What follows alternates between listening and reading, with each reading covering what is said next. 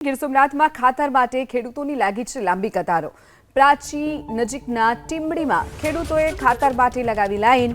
પૂરતું ખાતર ન મળતું હોવાથી ખેડૂતોને હાલાકી। સવારથી લાઈનમાં લાગ્યા બાદ પણ પૂરતું ખાતર ન મળતું હોવાનો ખેડૂતોનો આરોપ।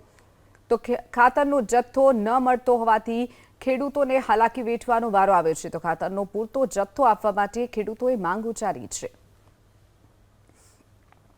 તો ગીર સોમનાથનું પ્રાચી, જ્યાં વહેલી સવારથી જ ખેડૂતોએ લાંબી કતારો લગાવી હતી। ખાતર મેળવવા માટે ટીમડીમાં ખેડૂતોએ ખાતર લેવા માટે લાંબી કતારો લગાવી હતી। વહેલી સવારથી જ ખેડૂતોને લાઇનમાં ઊભા રહેવા છતાં પણ પૂરતું ખાતર ન મળતું હોવાનો ખેડૂતોનો આરોપ છે। તો ખેડૂતોને પૂરતા પ્રમાણમાં ખાતર મળી રહે તેવી પણ માંગ ખેડૂતો કરી રહ્યા છે।